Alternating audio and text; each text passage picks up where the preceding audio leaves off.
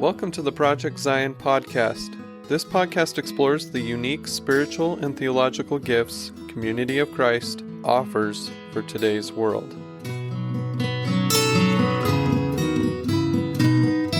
Hello and welcome to the Project Zion podcast. I'm your host, Carla Long, and today you're listening to Percolating on Faith.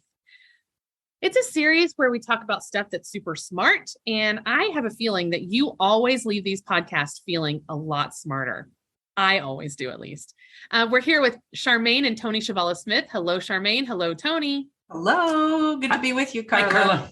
And they are our experts, as always. I get to ask the questions, and they get to say the answers, and I get to walk away feeling really good about myself. I don't know how you two feel, but I always feel good about myself. As long as we always have the option of saying, I don't know.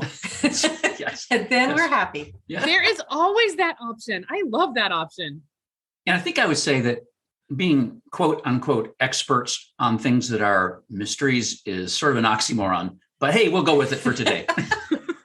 What did you just call me? I'm just kidding. So today we're going to continue talking about theodicies, specifically the Jesus narrative theodicy, which we'll talk about. But before we jump into the Jesus narrative theodicy, maybe we should give our listeners just a little recap as to what is a theodicy. Yeah. The theodicy is something that probably touches all of us when we are thinking about life and God, when we're thinking about the struggles that we have, and then when we're trying to get a bigger picture, a clearer picture of where is God in the midst of the really difficult times. And so a theodicy, a good definition, is what is the relationship between God and the suffering and evil that are found in the world. And so a theodicy is kind of trying to approach it. We've got 4 or 5 questions that kind of help to shape a theodicy. And the first one is, why are suffering and evil so present in human experience and in the world in general? And then a second one is, why did God create a world in which suffering and evil are even possible?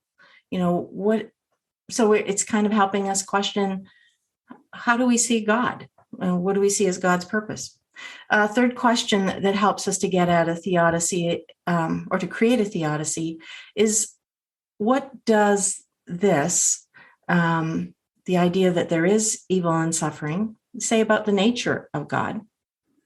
And then there's kind of 2 questions here. They're related. Why doesn't God protect us from suffering and from evil? Or, and this is another way of asking that question that gives more options, where is God when we are suffering? And so almost any theodicy is going to touch on these questions in one way or another. So the word theodicy does not appear in the Bible. It was a word created by the German philosopher Leibniz, which we've said before, and it was created in the 18th century as the Western world was experiencing this sense of progress and optimism. All kinds of bad things were also happening. And so there was an attempt to try and say, how do we make sense of belief in a benevolent God, and then also look at something like the horrible earthquake that destroyed Lisbon in the 18th century? How do we make room for that? And so a theodicy, it's really important to understand that a theodicy is a construct. In other words, it's a way that theologians put together scripture and experience and reason and tradition to answer questions about God's goodness in light of the evil and suffering humans experience. So it's always important to recognize it's a construct, and any attempt to turn a theodicy into a final answer is doomed to fail. So, and probably not fair to the Christian tradition as a whole. Yeah. Okay. Because if you think about people who've gone through horrible stuff, the last thing that they deserve to hear is, hey, I've got a packaged answer for you about why this happened to you. Mm-hmm. That's absolutely cruel when you think about it. So, but we also have to try and figure out, we want to, those of us who believe in a loving and gracious God have to try to figure out as best we can how to maneuver with that belief when we see such horrible, horrible things happening around us sometimes in us, and sometimes to us. So the theodicy we're going to cover today, we had to make up a name for it. Right, we've done some other ones that are recognized, like Augustinian theodicy and Irenaean and so on. The one we're going to cover today, you will find variously in a lot of late 20th century and contemporary Christian theologians without a name, but we have called it the Jesus narrative theodicy. And so what we want to say about this theodicy is that theologians like Daniel Migliore, like Bradley Hansen, like the great German theologian Jürgen Moltmann, they are deeply committed Christian theologians from different perspectives who want to take very seriously two things: the horrible reality of evil and suffering in the world. For example, Moltmann had to process having been a German soldier in World War II and having to then be faced with the reality of the Holocaust. How do I, as a Christian, process this stuff? So these theologians want to take very seriously that suffering and evil are real, and they call into question the idea of the providence and goodness of God. But on the other hand, they want to take very seriously Jesus's ministry and the story of Jesus as the center of the kind of quite a diverse biblical witness, and as the lens by which to try and make some sense. What kind of God is it we're talking about when we talk about God and suffering? And so these theologians will say, we as Christians want to say it's the God who is reflected to us in and through Jesus. And that's how we're going to look at the problem of evil and suffering. And so what they will do is they will take Jesus' ministry and the kind of many-faceted witness of his identity that we find in the New Testament as starting points. So they want to take seriously the story that the story of Jesus, his life, but also of his ministry, and let that be a place where we begin to ask the questions about suffering and evil. And one thing we'll get to a little bit later in more detail, but we're using the word story. They want to use the word story. This is not about dropping proof texts from the Gospels on situations of suffering. It's about the reality that how we know about Jesus is in the form of a narrative, not in the form of proof texts, not in the form of text bombs you can drop. It's in the form of a story in which the identity of the character of Jesus and the character of God are somehow narrated in that story of Jesus' life and ministry and death and resurrection. That's where they go. That's the lens that they go to try and make sense of suffering as much as you can make sense of it. And they want to use it to reframe our approach to the problem of unnecessary suffering. So it's like, what new things can this lens bring to our understanding? So to begin with, the Jesus narrative theodicy rules out two common defaults. So what we mean here by defaults, when people find themselves in the midst of suffering, there's a couple of things that just because we pick it up in our culture and popular Christianity that we often go to right away. And the Jesus narrative really is in an argument against these two things throughout. And the first one is that we often go to is, I'm suffering because God is punishing me. And the second one is, I'm suffering because I wandered from God and I'm not aligned with God's desires and wills. And so therefore bad things can happen to me. So these are just really, I think many of us, maybe all of us, when we're in the midst of a really difficult time, wonder, well, what did I do wrong that I fell into this place? And so those are two common things. And the Jesus narrative challenges them both roundly. So that's, I think, important to understand. And one of the things to begin with is that Jesus suffers in many ways in his own life, right? And especially when he is doing God's will. And so that's a really good corrective to those theologies out there that say if you're having suffering of some kind, God's against you. Well, Jesus' own life says something completely different. And if you think about people through history who've been, we would say, really tightly aligned with God's will for the world, they suffered too. People like Oscar Romero, for those of you who may be familiar with him. Mother Teresa, her sense of call took her into all kinds of suffering, other people's and her own. Martin Luther King Jr. Broaden that. Pacifists in Russia in the late 19th century that had to emigrate. So all kinds of people who are completely aligned with God's love and God's will find themselves in situations of suffering because they are living there. So the Jesus narrative really dismisses those ideas that our suffering is somehow because we're not close enough to God. So this theodicy treats suffering as like independent from the question of whether God is close or far, anything like that. It doesn't, in other words, this theodicy doesn't try to come up with a theoretical answer for why are you suffering? It takes it as a reality, and then does not try to come up with a theory that says, well, it's because you did this or because you did that. Or if you only prayed like this, then you wouldn't have suffering. Or if you paid this much tithing, then you wouldn't suffer. It doesn't go there at all. But it takes all of its cues for that from Jesus himself. And so it's based on a careful reading of the Gospels as four narratives about the life of Jesus, and then also other New Testament texts that kind of reflect on who Jesus was. Right. So if you look at specifics in Jesus' life, you see that suffering is a common part of his life and his human experience. Right from in Matthew, his birth, where his life is threatened, and that his family has to emigrate to Egypt for safety. And then when they come back, again in Matthew, they have to decide which area they're going to live in according to how evil the governor is of that area. So they go to the one that's less evil, less likely to cause them pain. And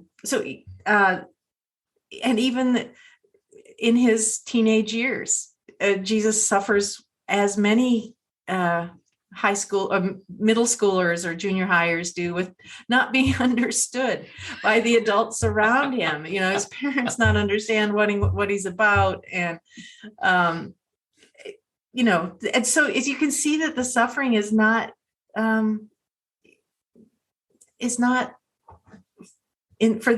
the Jesus narrative, it's not uncommon. It's a part of life. Though there are kinds of suffering that are not acceptable, that need to be challenged.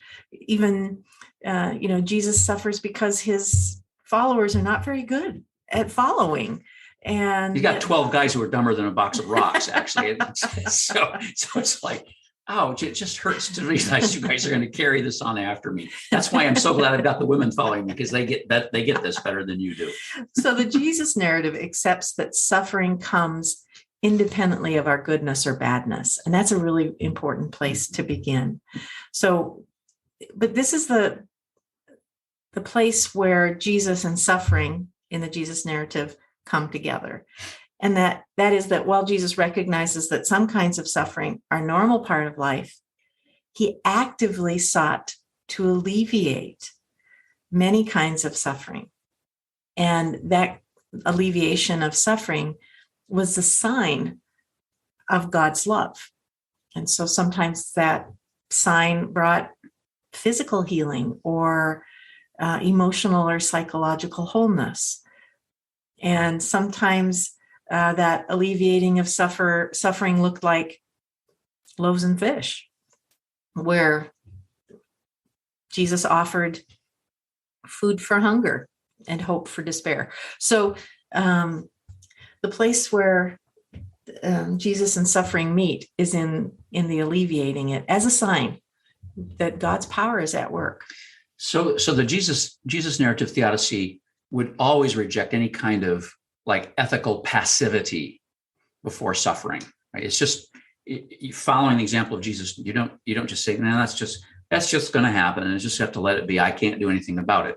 No, the example of Jesus in the four Gospels is to attack it.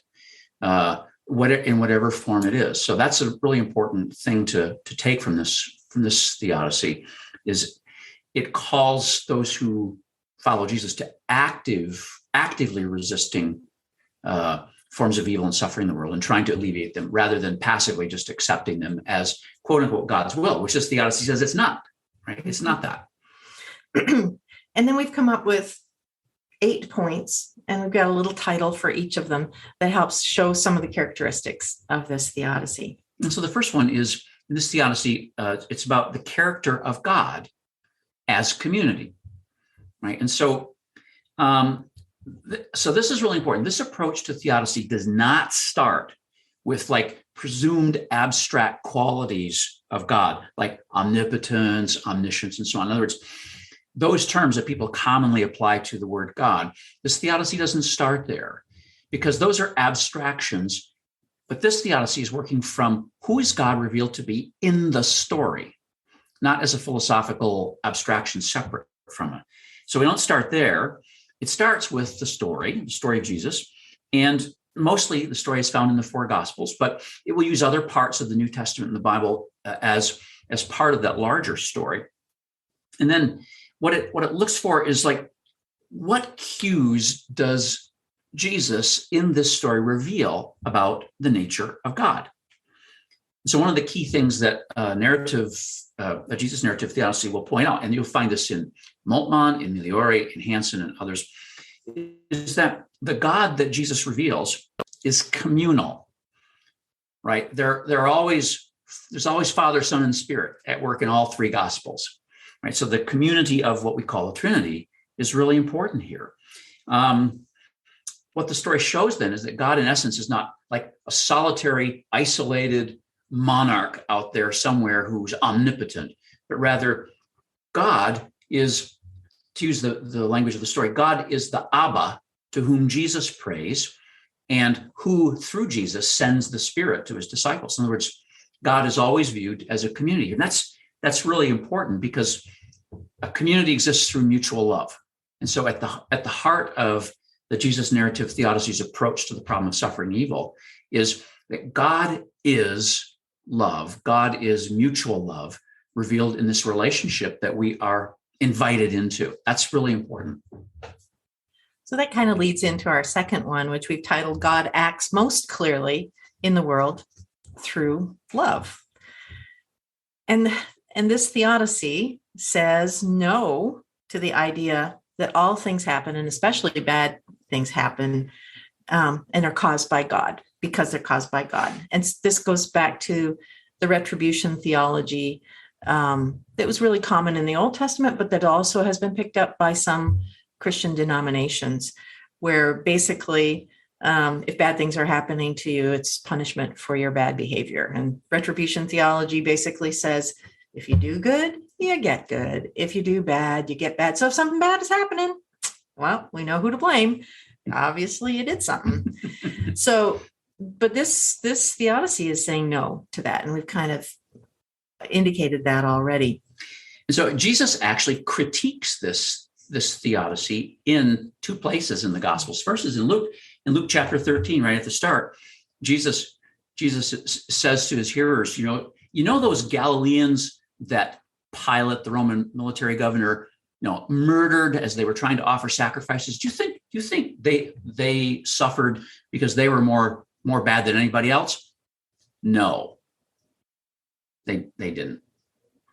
And then he follows up with, and those people in Siloam, 18 people who were killed when a tower fell on them. Do you think that happened because they were more wicked than anybody else? No. So the no in both cases is an immediate rejection of the idea of a simple cause and effect. Something bad happened to you, must be you caused it. In fact, what he says in both cases is, the text reads, but unless you all repent, you'll likewise perish. Now, he's not trying to say there that God's going to do this to you, because he just said God doesn't do that. Basically, as the British New Testament scholar T.W. Manson, in his classic work from mid-20th century on the teachings of Jesus, he says, what this is about is urgency, right? Things happen in life.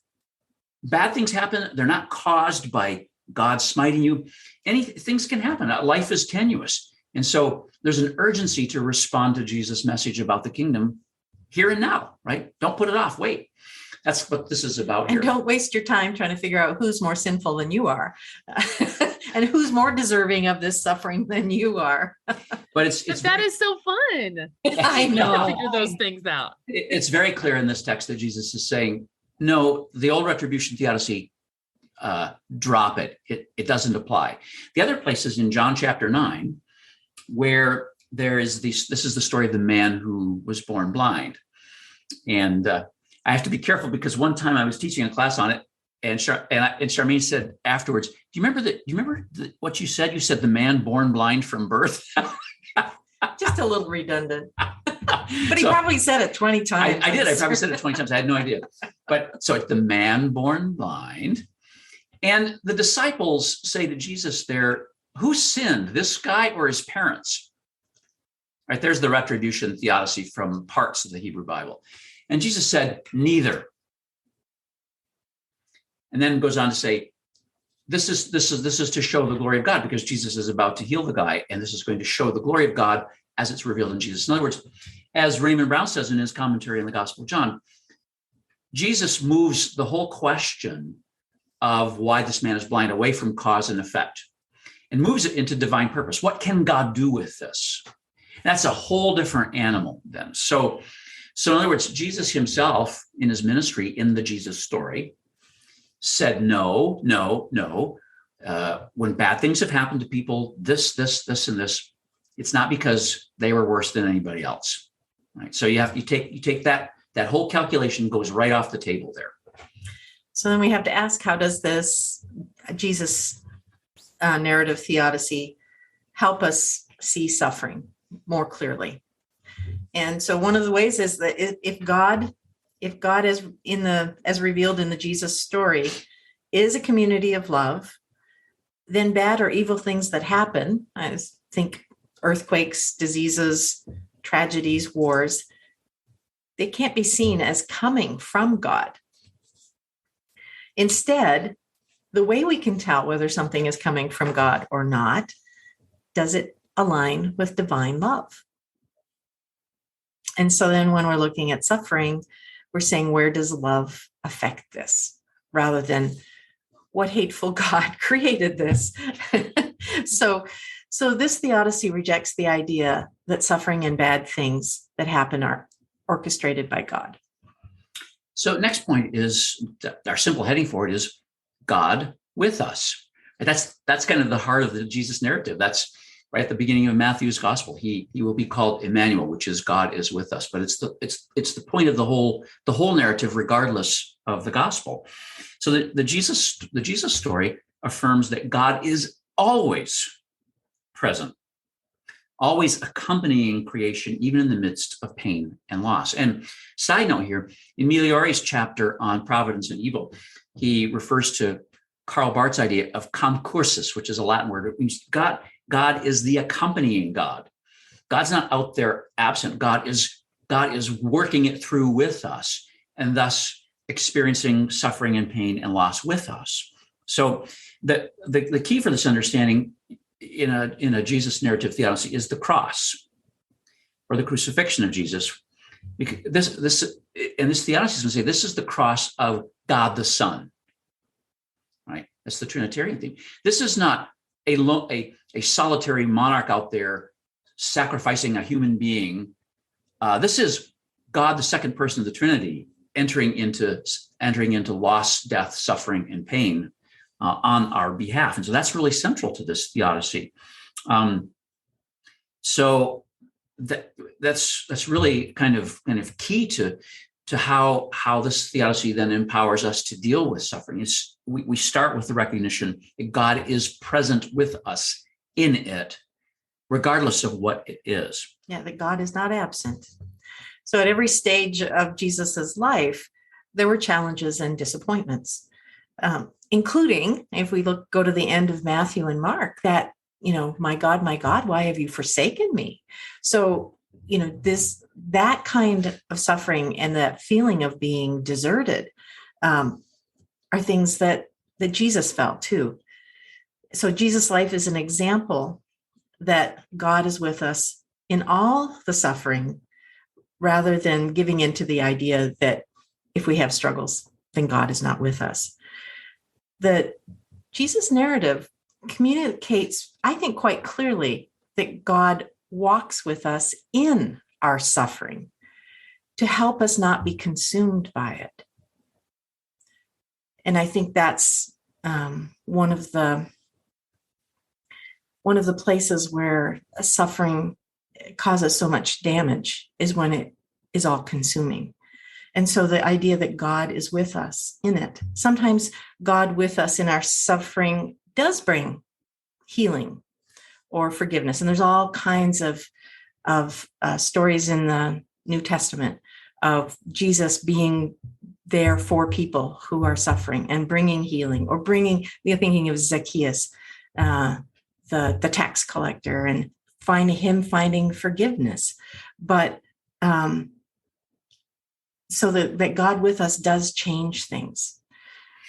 And sometimes it simply tells us that we're not alone in the struggle, because that's the most isolating part of struggles at times, is the feeling that whether we think we deserve it or not, that's sometimes the isolating part.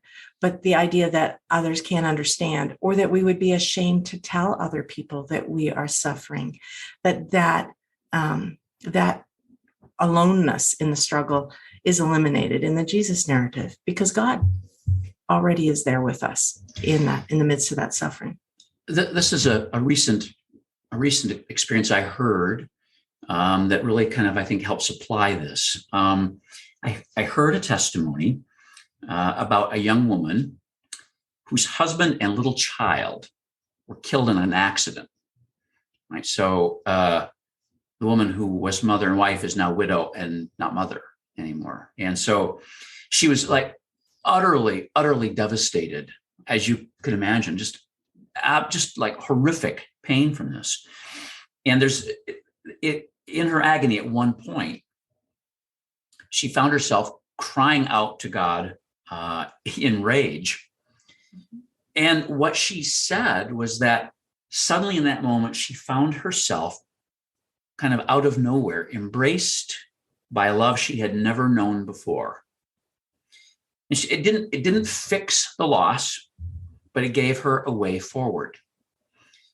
And this testimony reminds me also of in Jürgen Moltmann's biography, A Broad Place. He shares the story of how he became a Christian in a prisoner of war camp as a German prisoner of war, and how the guilt and pain and depression that came over him and other prisoners when they saw pictures of the Nazi concentration camps after the camps had been liberated, and how he just went into this in just a horrible, dark, painful place.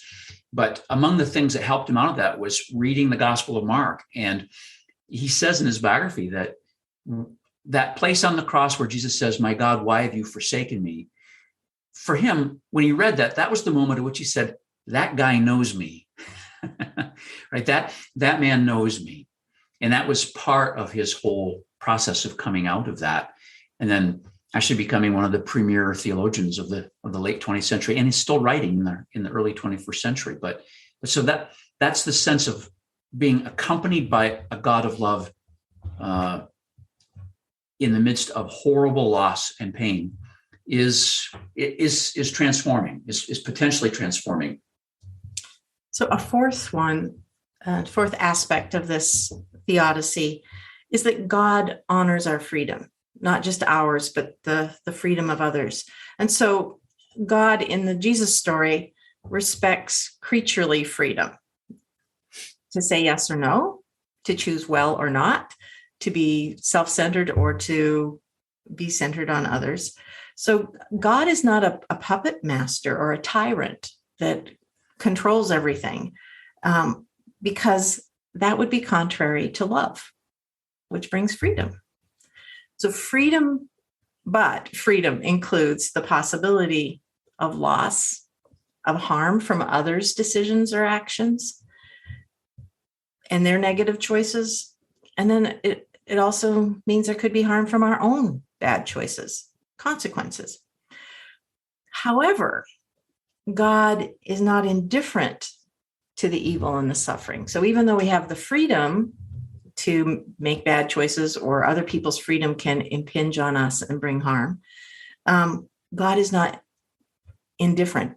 God cares about the suffering that we have. And we see that in Jesus combating all of those kinds of sufferings, whether the person had any control over it or not. Illness. There's so many, people that Jesus touches because they're suffering with illness. Of marginalization. And in the Gospels, is often women or the poor or marginalized for other reasons. Jesus steps in where there has been violence or the threat of violence. His own disciples wanting to bring down fire on the Samaritans because they weren't very welcoming of him and them, or of trauma. And you think about Legion and all of his inner demons that Jesus is freeing him from. And then finally, death, the fear of death.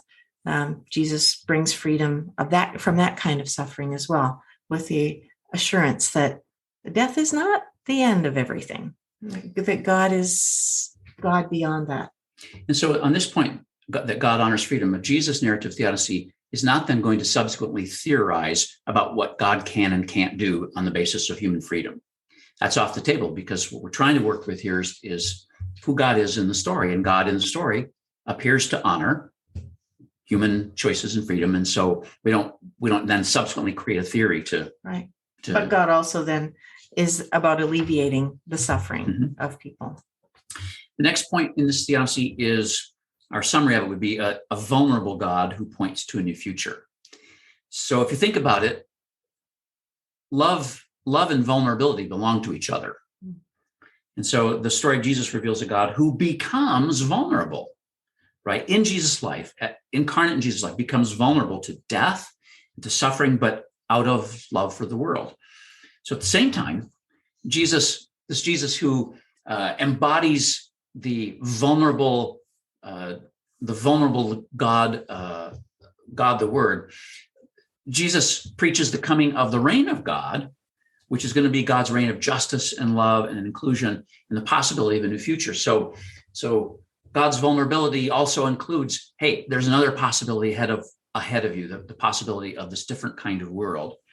And so the glimpse of this new future then invites people in the Gospels, but invites us as readers to align our actions and choices toward the reign of God.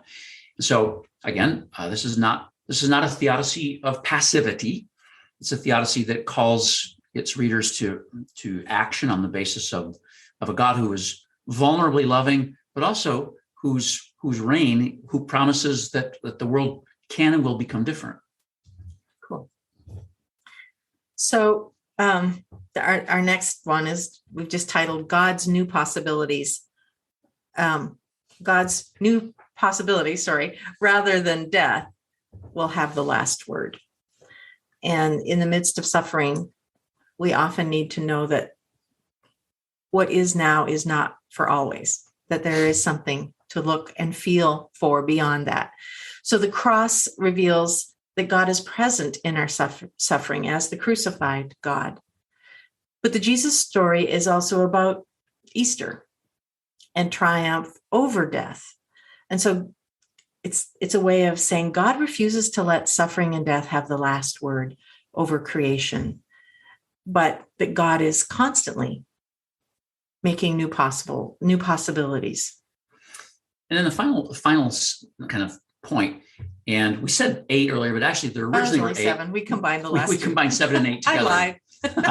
They actually belong together. But the last one is that God is transforming power.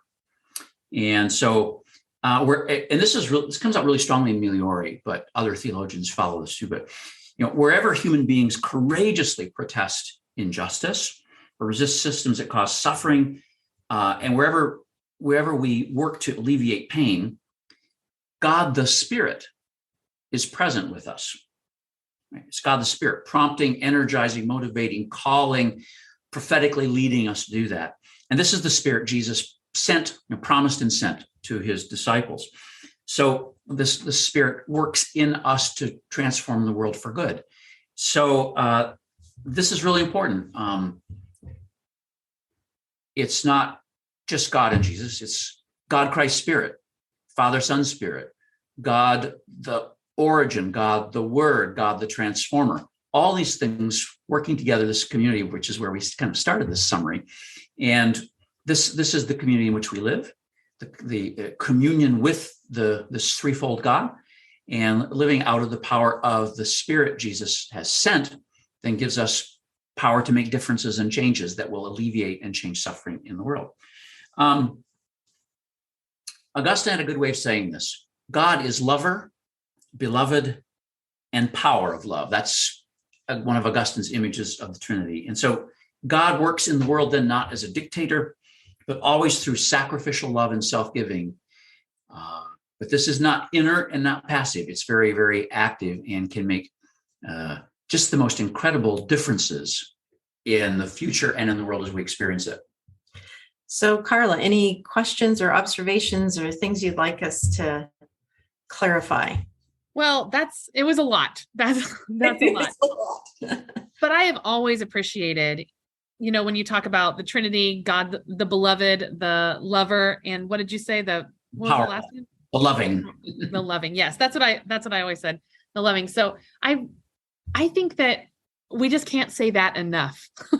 Mm-hmm. The fact that God is love, and the way we know something is of God is through love. I feel like I need to say that every single day for the rest of my life, and it will never, ever, ever be enough. So if what you're doing and what you're saying is not out of love, then it probably, can I say it's not from God? Is that what I can say? Or at least we might want to check where it's coming from.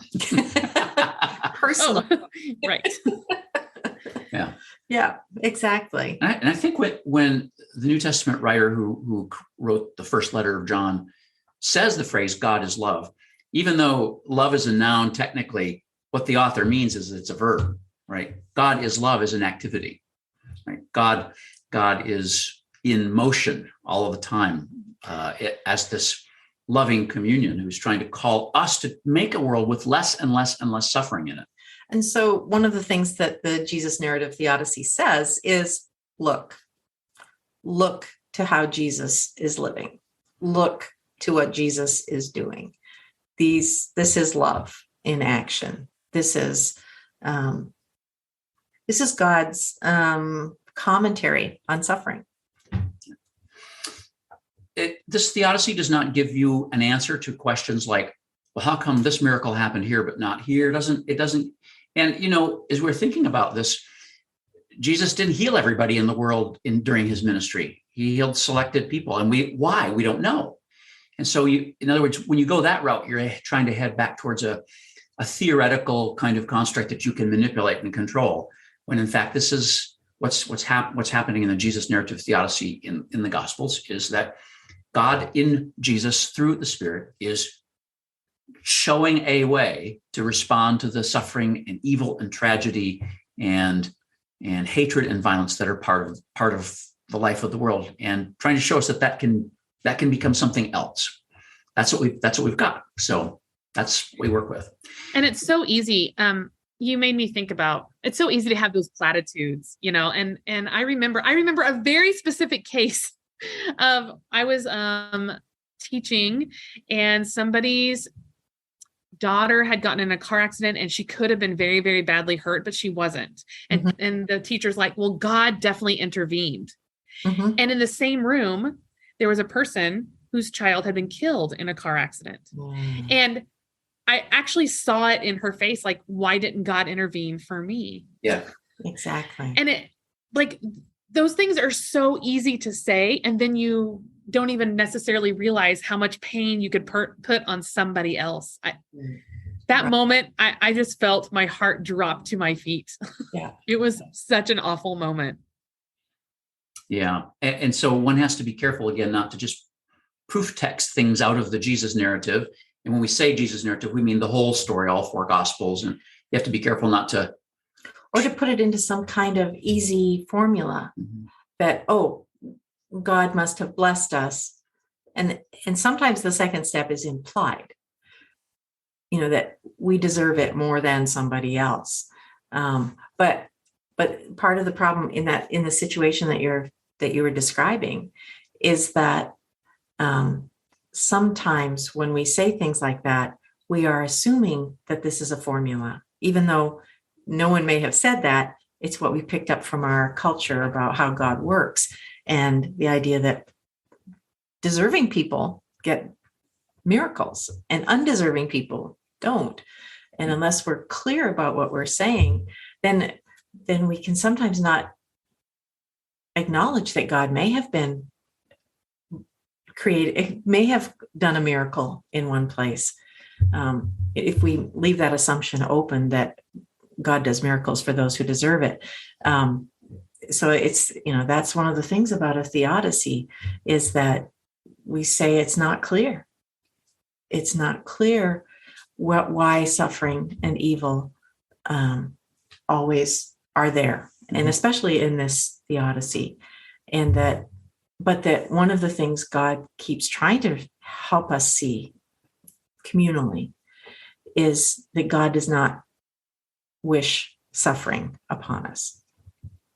So even the person who has lost someone, so that they can begin to hear that that it doesn't mean God is not with them. You know what I mean? Mm-hmm. So yeah. that's almost like it's something we have to add on to, we think God did something here and alleviated some suffering, but it doesn't mean that where suffering persists, God is not there. Yeah. That's just so important. And it's important for people who are in ministry to remember that, going into hospital rooms and emergency rooms and into, funeral homes and situations where people are facing all the seasons of suffering that are part of life. It's really important to not take in text bombs, Mm-hmm. but to take in the image of one who shows us that God is with us regardless. Mm-hmm. I think that's very important. So what we'll do now, Carla, is we'll finish. I'll share briefly about how to preach a Jesus narrative theodicy, and Charmaine will end us up with how to pray a Jesus narrative theodicy. So that's kind of been our pattern. So I will say again, as I will say each time, that we don't preach theodicies, really. Not a good idea. Not a good idea. No, at least per se. Because you have people sitting in a congregation or sitting in front of a Zoom screen congregation, however you want to put it, who are dealing with absolutely immense pain in their lives or loss or whatever. And so the pulpit's not the place for theoretical, theological, I call them elixirs, that claim somehow to fix things or give you the final answer on why this happened to you or to somebody you love. You have to be very careful about that. In this case, with the Jesus narrative theodicy, a key thing to do is to let the story be the story and not try to isolate passages. Now, this is complicated because we use the lectionary, and the lectionary does kind of isolate passages from the gospel each Sunday. But remember, the gospel writers didn't write passages, they wrote narratives. And so whenever you're using a passage, especially when the passage touches on questions of suffering and evil, make sure you read it in the literary context as part of the story. That's going to be very, very helpful for using it well. And then I think in terms of the Jesus narrative, remember that Jesus' most common form of self-reference is that really obscure phrase, Son of Man, right? And Son of Man in his language of Aramaic could mean just simply a human being. Jesus, the human being. And he's also the suffering Son of Man, the suffering human being. So keep in mind that following Jesus is not supposed to get us away from suffering, like somehow it's a magic bullet, but we're following a human being who, in his ministry, suffered with and for others. I think that's part of that, not being alone in it. The Jesus story helps remind us we're not ultimately alone, regardless of what we're facing. Next thing is, don't shy away from the sacrifice stories, the stories about Jesus dying for us, for our sins or whatever. It's really important, I think, to learn how to preach those texts and stories through the lens of a suffering God, a God who suffers with and for us, not a punishing God who somehow, and you don't want to get trapped in the assumption that the phrase died for us, it means one particular thing, that somehow Jesus took what we were supposed to get. And isn't that marvelously loving? That's one theory of atonement. There's many different ways that those atonement texts are cast. And so you have to be careful not to just shy away from a story where Jesus talks about himself as the ransom for many, or the text speaking of Jesus, who will die for us. In lots of ways, what's being said there is that God, the Word, God with us, is entering into the stuff that we fear the most, right? Entering into our own experiences of loss, death, dying, pain, suffering, agony, and so on. So if you shy away from cross language, you're going to cut yourself off from a resource that can really help us connect to a crucified God, which means a God who really understands the human condition and is embedded in the human condition. So remember that when we're preaching the Jesus narrative, preaching a text that allows us to use the Jesus narrative theodicy, we're preaching a profound mystery. God, the eternal Word, became flesh. God, the eternal Word, as flesh, wept. God, as the eternal Word, was tortured and bled and died, was murdered in public. God, the Word, was raised from the dead. There was this incredible mystery there that can touch the mystery of our own suffering. Right? Anybody suffering on anything has a deep element of mystery in it. And so here's the divine mystery kind of intersecting with the mystery of human experience. And then finally, I think a thing that really moves me deeply is the idea that the gospel stories all record that the risen Jesus still had the scars on him. There was a British poet who wrote a poem after World War I. The poem is titled Jesus of the Scars. And World War I is 100 years ago and more now, but it was absolutely devastating for a whole generation. It devastated Europe, millions of casualties, all kinds of war wounded that came back, to recover. Churches were undermined by their support of this or that side in the war. They undermined themselves by that. But this poet, Edward Shalito, wrote this poem called Jesus of the Scars. And I'll give you a couple stanzas of it, which to me speak very deeply to what the Jesus narrative theodicy is trying to say. And these two stanzas go like this. By the way, the story is, the poem is situated in kind of Jesus appearing after his death and resurrection. And these stanzas go, if when the doors are shut, thou drawest near, only reveal those hands, that side of thine. We know today what wounds are. Have no fear. Show us thy scars. We know the countersign. The other gods were strong, but thou wast weak. They rode, but thou didst stumble to a throne. But to our wounds, only God's wounds can speak. And not a God has wounds, but thou alone. It's just an absolutely breathtakingly haunting poem about the wounded God, who is the only God who could really actually make sense to us. And it connects me finally to that great statement of Bonhoeffer when he was in prison. Only a suffering God can help. So how can this theodicy and some of its understandings help us pray? And to help us pray, I would say honestly. So just a few starter lines that might get us there.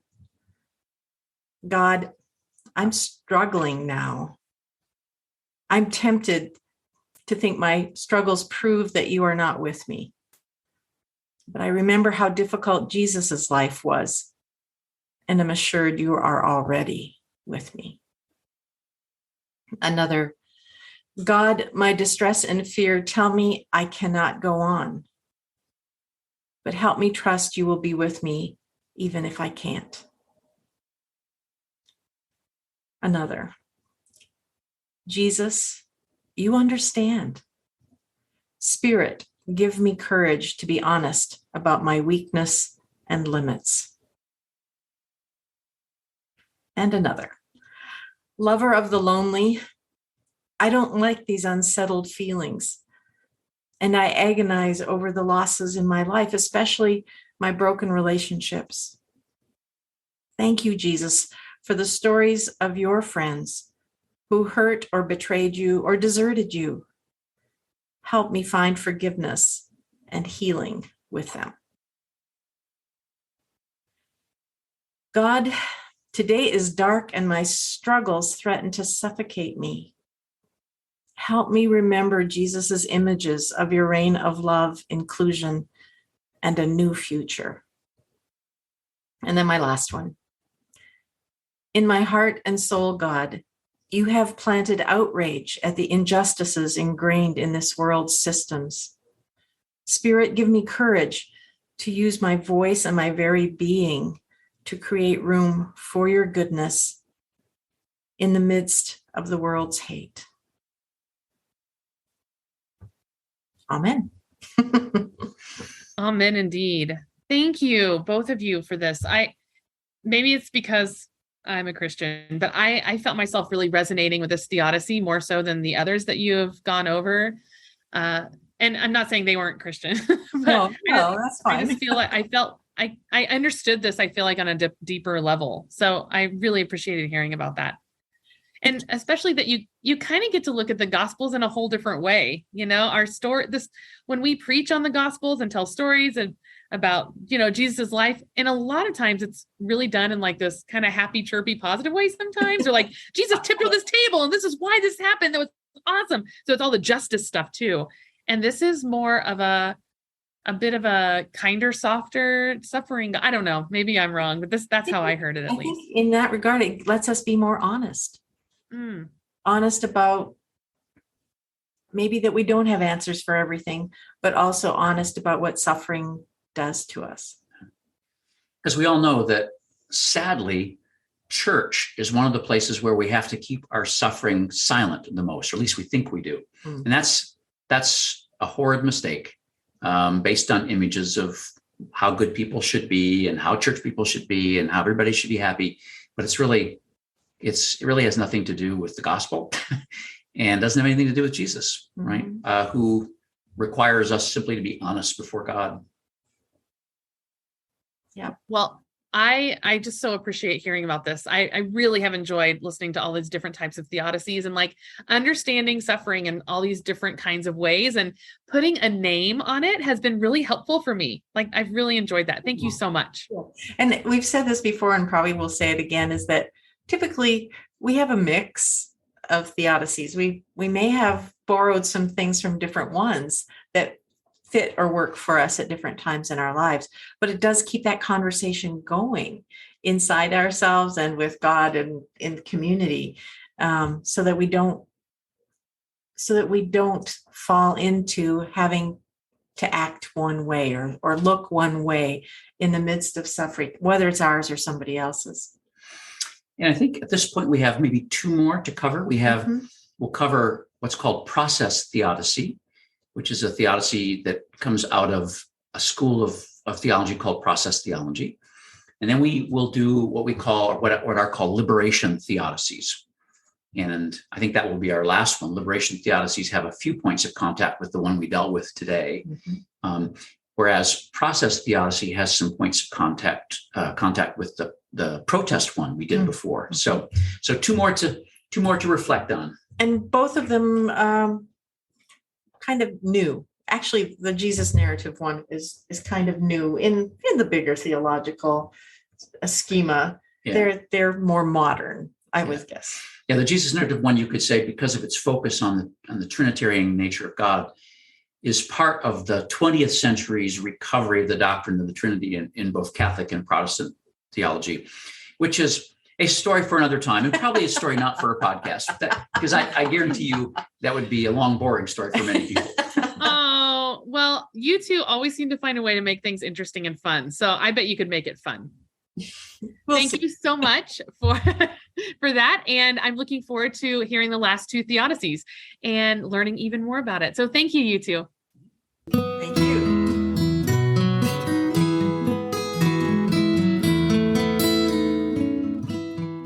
Thanks for listening to Project Zion Podcast.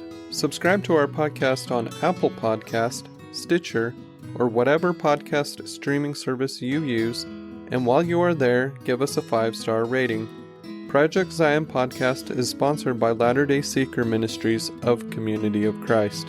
The views and opinions expressed in this episode are of those speaking and do not necessarily reflect the official policy or position of Latter-day Seeker Ministries or Community of Christ.